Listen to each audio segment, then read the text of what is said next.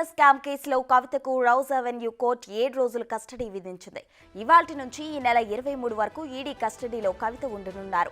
Custody సమయంలో తీసుకోవాల్సిన జాగ్రత్తలపై ఈడీకి court ఆదేశాలు జారీ చేసింది. కవితకు ప్రతిరోజు మెడికల్ టెస్టులు చేయాలని ఆదేశించింది. సాయంత్రం 6 గంటల నుంచి 7 గంటల వరకు ములాఖాత్ నిర్వహించాలని తెలిపింది. కుటుంబ సభ్యులు, ఇద్దరు న్యాయవాదులతో చర్చించేందుకు అనుమతించింది రౌజ్ అవెన్యూ కోర్టు. ప్రతిరోజు 30 నిమిషాల పాటు ములాఖాత్కు అవకాశం కల్పించింది. కవితను న్యాయవాదులు మోహిత్ రావు, వాజీ షఫీ కలవనున్నారు. హైదరాబాద్ కవిత నివాసంలో పీఆర్ఓ రాజేష్, రోహిత్, శరణ్ ఫోన్లను ఇప్పటికే ఈడీ సీజ్ చేసింది. ఇదే అంశానికి సంబంధించి మరింత సమాచారం మా ప్రతినిధి శివ అందించడానికి సిద్ధంగా ఉన్నారు. శివ, చెప్పండి, ఢిల్లీ లిక్కర్ స్కామ్ కేసులో కవితకు రౌజ్ అవెన్యూ కోర్టు 7 రోజుల కస్టడీ విధించినట్లు తెలుస్తుంది. దీనికి సంబంధించిన అప్డేట్స్ చెప్పండి.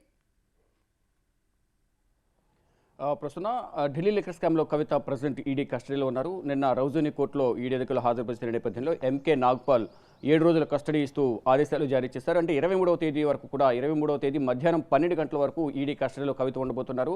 మధ్యాహ్నం 12 గంటలకు 23వ తేదీ మధ్యాహ్నం 12 గంటలకు తిరిగి రౌజోని కోర్టులో ఎంకే నాగ్పాల్ ముందు హాజరుపరచనున్నారు.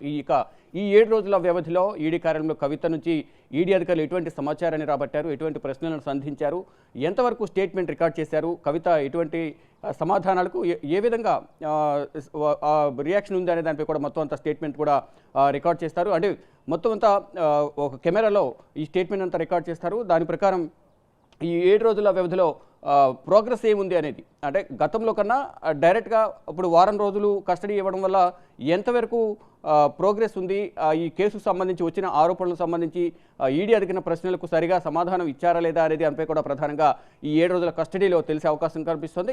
ఈ 7 రోజుల కస్టడీలో కవిత వారికి సహకరిస్తే నెక్స్ట్ రిమాండ్కి తరలించే అవకాశం కనిపిస్తుంది. లేని పక్షంలో మళ్ళీ ఈడీ అధికారులు కస్టడీ కోరే ఛాన్సెస్ అయితే ఎక్కువగా కనిపిస్తుంది. అంటే కస్టడీ మినిమం 10 to 14 డేస్ వరకు ఈడీ కస్టడీ ఉండే అవకాశం కనిపిస్తుంది. మొదటిసారి 10 రోజులు కస్టడీ కోరిన నేపథ్యంలో ఎంకే నాగ్పాల్ న్యాయమూర్తి ఎంకే నాగ్పాల్ 10 రోజులకు 7 రోజులు మాత్రమే కస్టడీ ఇచ్చారు. మళ్ళీ నెక్స్ట్ కూడా ఒకవేళ సంతృప్తి చెందిన పక్షంలో ఈడీ అధికారులు మళ్ళీ కస్టడీ కోరే అవకాశం కనిపిస్తోంది.